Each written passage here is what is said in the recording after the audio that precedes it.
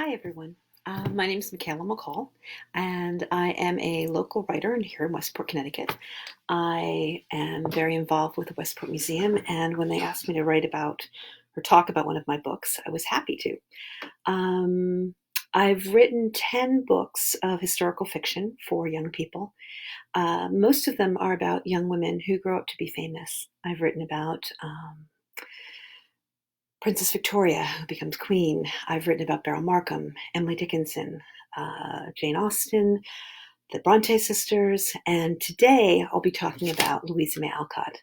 The book I've chosen is The Revelation of Louisa May. These books are designed for readers who are 12 to 15, 18. They're called young adult. And for me, they are a charming, interesting, easy way to introduce young people to a period in time, in this case, 19th century Concord, Massachusetts. Interesting person, Louisa May Alcott, I find absolutely fascinating, and also her work. So if a student hasn't read Little Women, maybe they'll like Louisa May Alcott so much they'll try to read her books. Or if they come to my book because they've read Little Women, they'll learn a little bit more about the real author's life. Now, it turns out that Louisa May Alcott and her main character, Jo March, in Little Women were astonishingly similar. Usually, it's really hard for me to figure out exactly what a teenage version of a famous writer looked like. But Louisa May Alcott has told us over and over again in Little Women, she is cultish. She has long, dark hair. She's prone to tempers, and she works in a vortex. When she wrote Little Women, she was modeling it all on her own family and herself. It's interesting that she didn't actually want to write Little Women at all. She didn't think that writing for children was a useful occupation. She was offered the chance and a lot of money to do it. And the only story she could think of was a period of time in her family life when she was happy. When she was about 12 to 16, living in Concord. They lived down the street from Emerson and Thoreau, and she was happy. So when she was asked to write Little Women, that was the moment she went to. And with her family's permission, she said, okay, here we go. And if you've read Little Women, you'll know that the first half of the first book is sketches. It's just short anecdotes almost, because she was just scribbling them down and she sent it to the publisher. And the publisher thought they were terrible, as did she. But luckily, he had some young nieces who loved them, and he encouraged her to write more. And they turned out to be incredibly popular and incredibly lucrative. And by the end of her life, as she died in her 50s, Louisa May Alcott was actually probably one of the richest writers in America. So it's a success story. I thought what I would do is just read a very abridged first chapter. Personally, when I'm listening to people read, my mind drifts, so I don't want to do that to you. So I've basically edited it so that you're mostly hearing dialogue, and it will set up the book and its main problems, which, as it always seems to be for writers, Louisa does not have enough time to write. So let me start with chapter 1. In these books that I write about writers, I always start each chapter with an epigraph from the writer. And I do it deliberately because I want to pay homage to who I'm writing about. And I want to get their voice in my ear a little bit because I'm taking the great liberty of pretending to be them. So, chapter 1. Don't you wish we had the money Papa lost when we were little, Joe?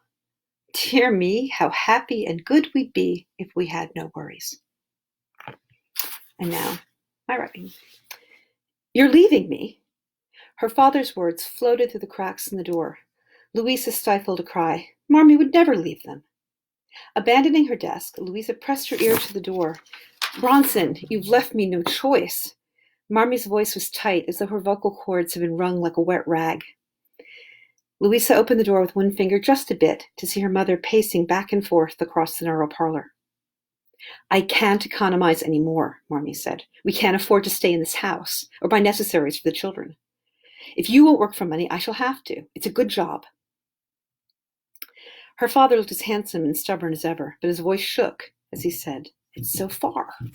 What if the children need you? What the children need is to go to school, Marmee snapped.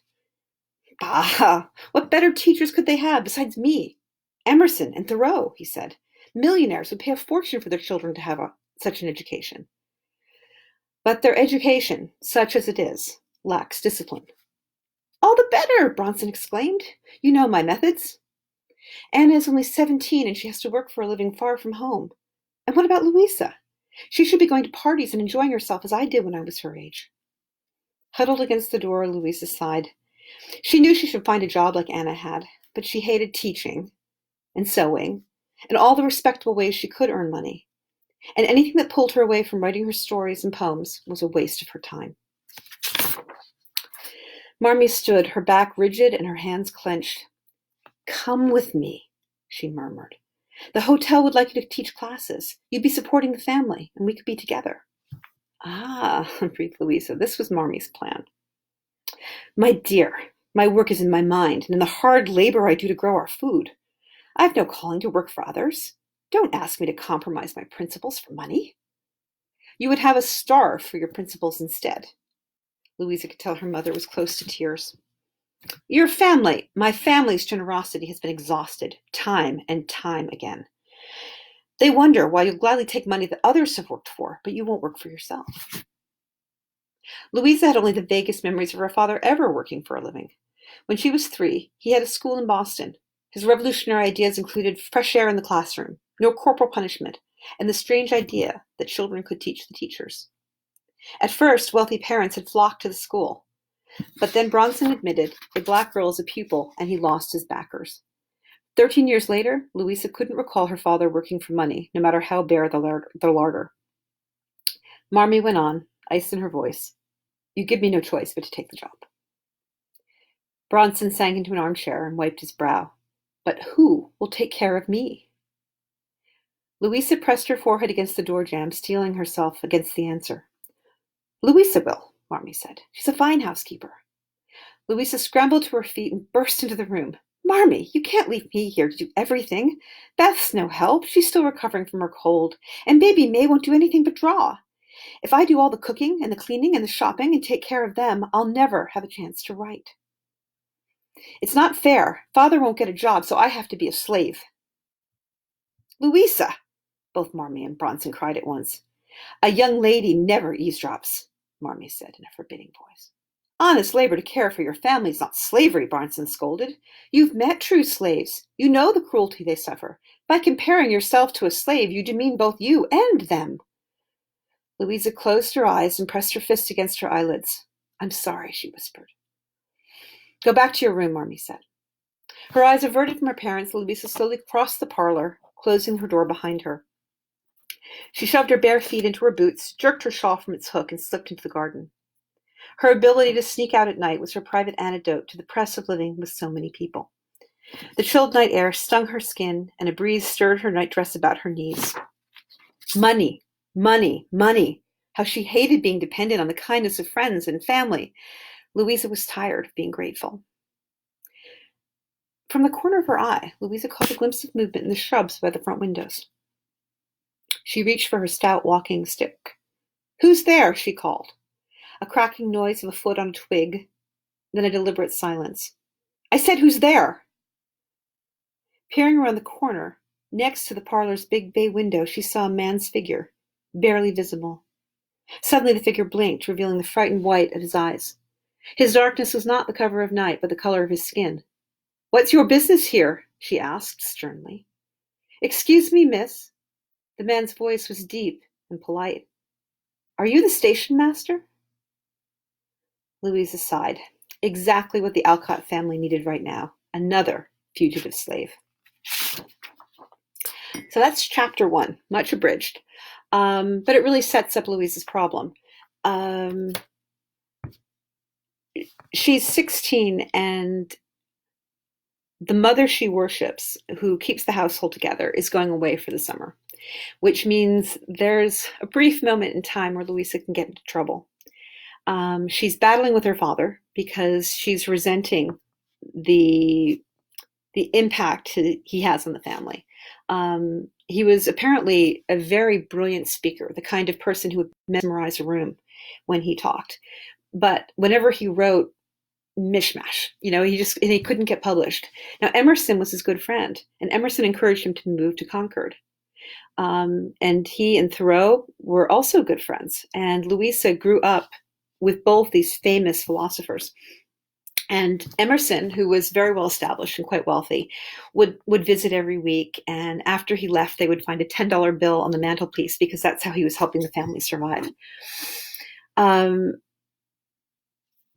added to this mix, where Louisa is going to have to take care of the family, we throw in a fugitive slave. Now, this isn't just something I made up. I'm pretty careful not to do that if I can avoid it. The Alcotts were abolitionists. Most of the Transcendentalists were. They believed in the dignity of the human body and did not see slavery as an acceptable human condition. There's not a lot known about their fugitive slave work, but Louisa does mention in her journals that for a week once, she recalls a man named George, an older man, staying in their kitchen, and how much she enjoyed talking to him. So this becomes the setting of the story, because where you have fugitive slaves, you have fugitive slave catchers. And that is the mystery. And it will be a mystery. It will be a murder. And you'll have to read it to find out what happens. Now, I'm so excited. People have actually commented. Let's see. Miley Fitzpatrick asked who my favorite character is from Little Women. It's funny. Every writer I know says the same thing. We all love Jo. She writes in a vortex. She would lock herself in the attic and curl up on a sofa and write and write and write and write and wake up like a day later, not realizing what she'd done during that whole time. I was very surprised recently when I took my daughters to see Little Women, the new version. And one of my daughters actually preferred Amy. And I'm like, oh, no, Amy, she's a spoiled one. And my daughter said, Mom, she goes to Europe. She has her career in painting. She marries a rich, lovely man. I mean, why wouldn't I like Amy? I have to admit, it was the first time I'd ever thought of it that way. I always thought of Amy as the foil to Jo. So I would like Jo, but I have to admit there may be room for other characters. Let's see. Paula would like to know how I do my research. Well, I will say writing about famous people, the research is quite easy because women like Louisa May Alcott or Emily Dickinson or the Brontes are so well loved by postgraduate students. They've written and written and written and researched. So you can pretty much find anything you might need. I have a stack of books here. Let's see, that shelf right there is the books I bought for the Alcotts. I have several biographies of the Alcotts, often with different perspectives. There were two that were published most recently, and one is a very feminist biography that attributes all of Louisa's success to her strong relationship with Marmee. And there's another one that attributes her relationship or her success to her relationship with her father. You can tell which direction I went. If I can, I love to visit where these people lived and walked. It was a real treat going to Concord because that town has kept the heart of itself very similar to what Louisa grew up with. And you can still see the house that she was writing in. And you can visit Emerson's house down the street, and you can go see Walden's Pond, where Thoreau wrote. So that was a lot of fun. That's how I usually do it. I try to go there, and I have found that you can usually find someone else's had whatever question I'm going to have. So for instance, with to tell a story about when I wrote about Emily Dickinson, I was wondering how much time she had to spend doing family chores and how much work it was to run a household. And I found someone who'd written a book that got published through Amherst College about Emily Dickinson and the relationship of her work to how much domestic support she had. This is no surprise to anyone who's tried to run a house that if you have a maid, you have more time to write. But buried in all the research for that book was the answers to my questions about what kind of work did you have to do to run the house. Let's see. So Krista has asked me a hard question about how the Transcendentalist movement plays into Louisa May Alcott's Little Women. You know what, Krista, I think I'm going to have to get back to you on that. I'm not really... In my book, I hit the Transcendentalists through their personalities. And I'd have to think hard about it for Little Women. I will respond, though. That's a good question. Hard, though. Let's see. Now, Sarah thinks my daughter's on the hunt for a rich husband. I don't care as long as she's talented in her own right. Okay, so Chris also asks, the family members spend a lot of time together, and as we're now spending time with our families and social distancing, do you see similarities? Okay. Now, Krista, I forgive you the earlier question that was harder. This is a great one, because I've been thinking about this. In Little Women, they're always busy. They're always doing something. And if anyone's seen the recent movie, you'd see that too. They're always putting on performances. They're sewing, they're writing, they're always busy. And it's been fascinating watching my family, which tends to go in our own directions, change this past 2 weeks to do more things together. It's almost appointment family time. One of my daughters has been really pushing that each night we do something special. Tonight it's going to be a bonfire. Last week was spa day. Yesterday it was cocktails, and I promise you everyone is of age. So I think Little Women's not a bad place to look for some social distancing strategies for spending time with our family. Let's see. Ramin is asking about the value of fiction sharing true historical events in the lives of real people. Yeah, it's a good question. My approach to historical fiction is quite lighthearted. I'm not trying to get across any moral lessons. I just want you to be interested in people that I'm writing about. So I think of real life as a scaffolding.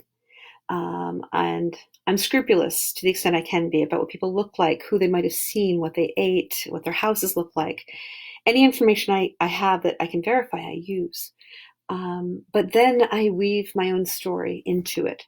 And that's the fiction part. And when I first started writing, I remember being very stressed about deviating from what I knew was true.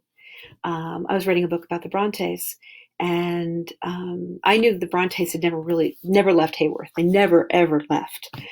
But I had too many characters. It was just getting very frustrating to do the story that I wanted to about Emily Bronte and Charlotte Bronte when their sister was around and their aunt was around.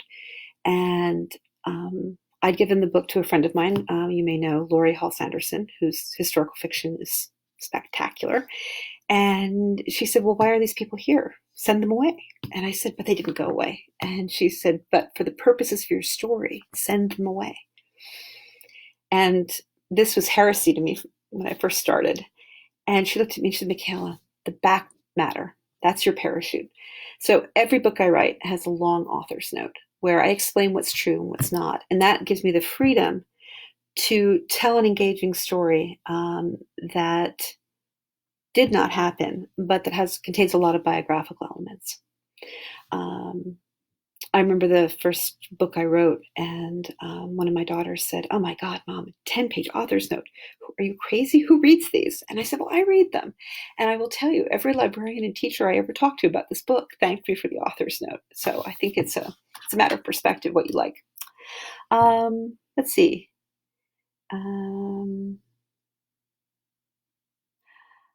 So if you want to use this time to begin writing a book, what would be your best advice for getting started? That's a good question too. Um, I think it's really important to know what you want to write. It's shocking to me how many people don't. I think you need to do something that you really feel strongly about. I've tried writing other books that were not these biographies of writers, which I really love writing, and it shocked me how much harder they were to write when I didn't have the same immediate liking and inclination for them. And I see friends struggling with books that I don't think they're really enjoying. So I think it's important to know what you want to write, and then really just start. Just give yourself a period of time where you're just saying, I'm going to put something on paper, even if it's just the same word over and over and over again. Um, One of my writing teachers, and probably my favorite mentor, is Patricia Riley Giff. Um, and she writes 2 pages a day. And you look at her like, how can you do anything with 2 pages a day? Where does that get you? And she's like, after 6 months, you have a book. She writes shorter novels, to be fair, but she's right. 2 pages a day will get you a book, and she's written over 100. So that would be my advice. Let's see. Which of your books is your favorite and your least favorite? I always say that's like asking me which is my favorite child or my favorite cat. It really depends on the time. Looking back at it, my first book about Queen Victoria was really exciting. It was called Prisoners in the Palace, and I got to really dive deep. If I had my way, I'd still be researching that book. Um, the book I'm working on now has been a struggle. It's a family novel about an ancestor of mine who came here from Shanghai in the 1860s. Her mother was Chinese, and her father was an American engineer from upstate New York. And it's a lovely story, and it's the kind of story you can tell quickly, and it's charming. And it turned out to be very hard to turn that into a book, as all of my writing friends know. I've been struggling for a while, but I think I finally nailed it. More importantly, my editor agrees, and I'll be getting it to her in a final version on Tuesday. Let's see. So I think that is pretty much all of our questions. Um, the only other thing that I'd like to say is if you haven't seen the Little Women movie, I really recommend it. It was really exciting for me to watch because it played the same games that I like to play with twisting biography and fiction. Um, the people who did that movie really, I think, understood how closely that Louisa May and Jo are the same person, and went back and forth between her writing life and her fictional life as a March character, which I found very exciting. I know some people found it confusing, but it, for me, was really true to the character. I hope everyone is doing well and is safe. Be well. Thank you for listening. Bye bye.